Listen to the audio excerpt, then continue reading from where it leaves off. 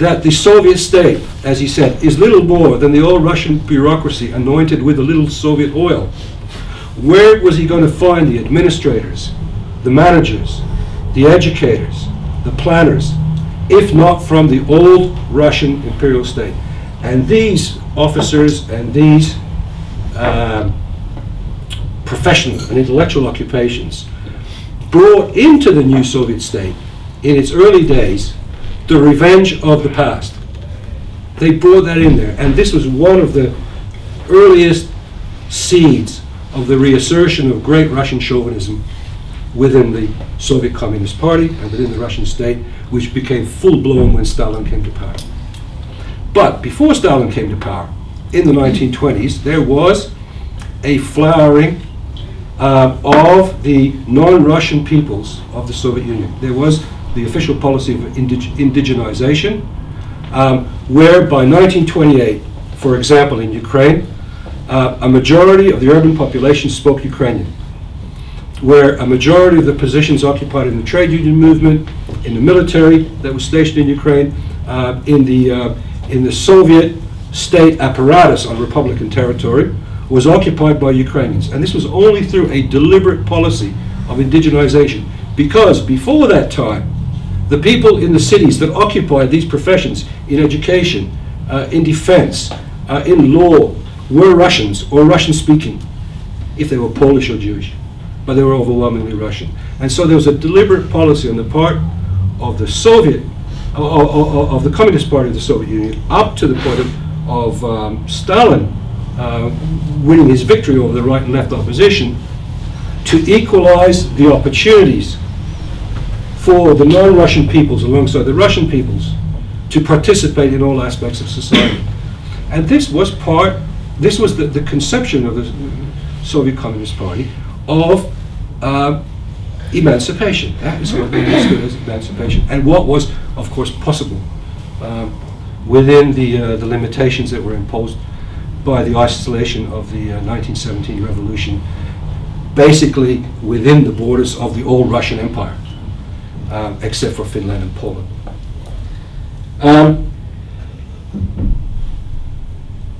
And when the Soviet Union was formed, however, I'd like to also add, I think we're aware of this fact. It is not a sort of a. It is an important fact that the Soviet Union was formed as a union of Soviet socialist republics. It was a federation. It was deliberately a federation because it was an acknowledgement, actually an unexpected acknowledgement on the part of the Bolshevik Party, that the national question figured prominently in the interests and concerns and the former oppression of the working class and of the peasantry. And it had to be addressed in some kind of positive way. And that's why it was a federation of republics, and that is why the Russian Republic was also a federation of autonomous republics and autonomous districts, because the Russian Federation contained the greatest number of nationalities of any of the republics of the Soviet Union. And we can still see the remnants of that federal structure even to this day. Well, we ask ourselves, did the Moscow Russian center exploit its periphery within the Soviet Union? I mean, that could be that's kind of, in a way, that would be a litmus test of, was the Russian core within the Soviet Union behaving towards the Ukrainian, Georgian, Armenian, Tajikistan, Uzbekistan, Kazakhstan republics, in the manner of the old Russian imperialists? Did it do so? Well, here we've got a lot of contradictory information. Really, there's a lot of contradictions. First of all, the leadership of the Communist Party, after Stalin died, certainly, because before Stalin died, you can't talk about a Politburo leading the Communist Party. Stalin led the state, and the Politburo was shaking in his boots most of the time. But if you look at the leaders of the Soviet Union, Khrushchev, Brezhnev, Andropov, Kosygin, Gorbachev, Stalin, and others, what you'll find is that typically the elite the leadership of the Soviet Communist Party was always multinational. There wasn't kind of a Russian domination of the Soviet Communist Party. Secondly, if you look at the redistribution of the social product from we look from the redistribution of wealth from economic production in the Soviet planned economy, and it was planned,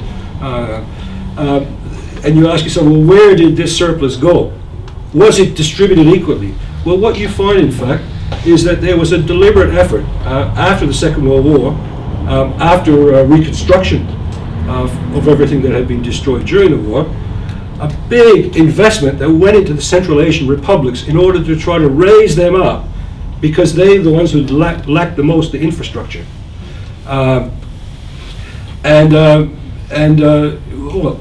But you see also, on the other hand, that the migration policies, the deliberate relocation of people's policy under the Soviet leadership, especially after World War II.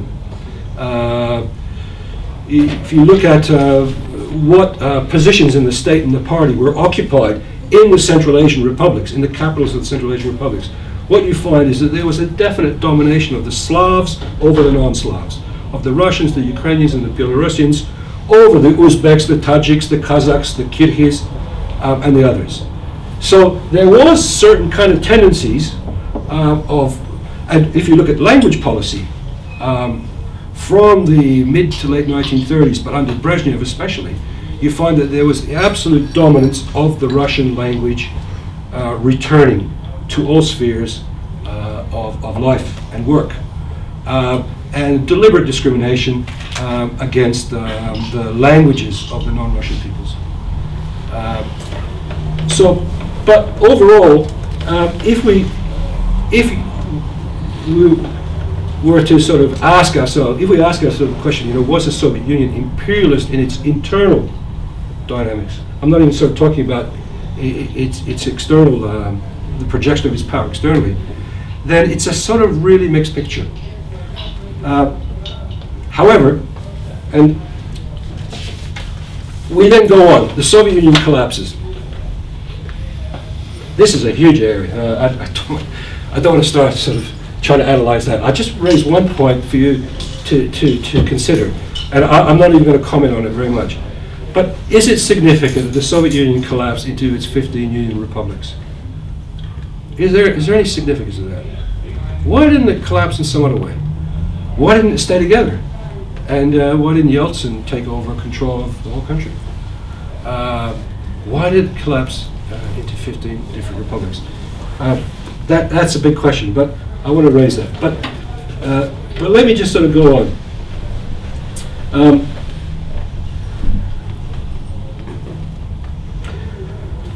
But before I go on, let me just say one other point. If we look at one external relationship with the Soviet Union before it collapsed, and that was with the countries of East Central Europe, that it first of all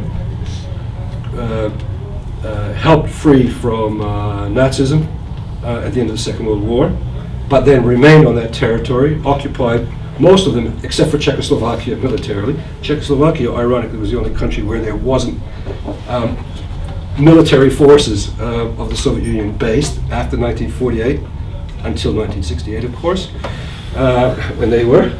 But if you look at East Central Europe, you've got this sort of ironic situation where, and Eastern Europe, which was after World War II, I'm talking about the 50s already, the 1950s, which was at a higher level of technique in its industrial production, pharmaceuticals, machine building, optics, all kinds of